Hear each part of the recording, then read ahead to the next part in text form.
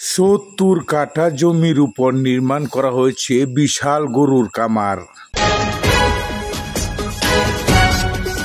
JTV, জনতার TV. Masud ভাইয়ের গরুর খামার দেখতে আজ আমি চলে এসেছি ময়মনসিংহ জেলার নান্দাইল উপজেলার আসারগাঁও ইউনিয়নের জামতলা বাজার সংলগ্ন রাস্তার পূর্ব পাশে কিন্তু এই বৃহৎ গরুর খামারটি তিনি তৈরি করেছেন। এখানে রয়েছে প্রায় 200-র মতো গরু এবং ৭০ কাঠা জায়গার উপর নির্মাণ করা হয়েছে এই গরুর খামারটি। নান্দাইল টু হুসেনপুর রুটে নান্দাইল হতে 1.5 কিলোমিটার দক্ষিণ পাশে রাস্তার পূর্ব পাশে জনাব মাসুদ সাহেব এই বিশাল গরুর খামারটি নির্মাণ করেছেন। এই খামারের সবগুলো গরুই বিদেশি প্রজাতির এবং সবগুলোই গাভী। গাভীর সাথে রয়েছে গাভীর বাচ্চাগুলো। তবে সবচেয়ে বড় বিষয় হচ্ছে প্রত্যেকটি গাভী নিরীহ প্রকৃতির। বিদেশি জাতের গরুর ফার্ম করা হয়েছে, সবগুলা থেকেই কিন্তু দুধ উৎপাদন করা হয়। আর এই ফার্মটির রয়েছে প্রায় 200-র মতো গরু এবং এই ফার্মে যারা নিয়োজিত রয়েছেন ওদের কাছ থেকে আমরা এখন বিস্তারিত জানবো। আপনি এই ফার্মে কতদিন যাবত আছেন? 2 বছর। এই ফার্মের ভিতরে জায়গা আছে 70 কাঠা, গরু আছে 200 পরিমাণ।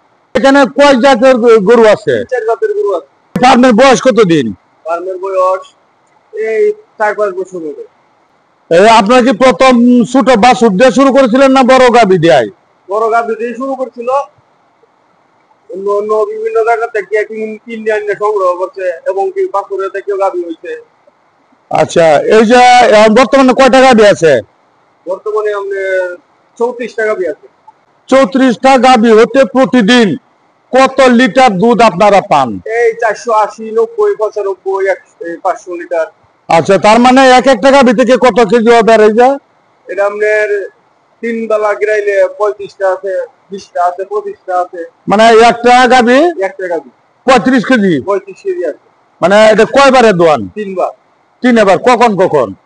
সকাল 8টা, বিকাল 4টা, রাত্রে 8টা। আচ্ছা, এই 3 টাইমে। এখানে আপনারা কর্মচারী কতজন আছেন? আমরা 8 জন আছি। 8 জন। এই দুধগুলো আপনারা দেন কোথায়?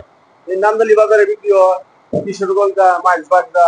মানে এই 500 কেজি দুধ, 500 লিটার দুধ এখান থেকে সাপ্লাই হয়ে যায়। আচ্ছা, তাহলে আপনাদের প্রতিদিন কত টাকার দুধ বিক্রি করেন? এটা তো আমি বলতে পারবো না, মা আপনারা বলতে পারবো। এক একটা বড় যে দুধের গাভী আছে, এক একটা গাভীর মূল্য কত হবে? এটা আপনি 5 লাখ টাকার গাভী হবে। এখানে কয় জাতের গরু আছে? অস্ট্রেলিয়ান আছে, বিজিয়ান আছে, জার্সি আছে। আচ্ছা, এই যে গত 5 বছরের মধ্যে কোন গাভী কি মারা গেছে?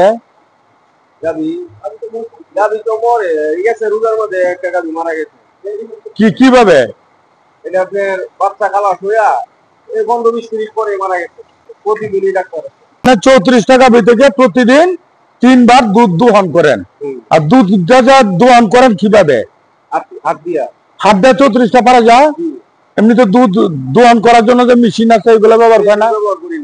বর্তমান সময়ে দুধের ব্যাপক চাহিদা রয়েছে এবং দুধের মূল্যও অনেক। বেকারত্ব দূরীকরণের জন্য গাভী পালন হতে পারে একটি লাভজনক ব্যবসা।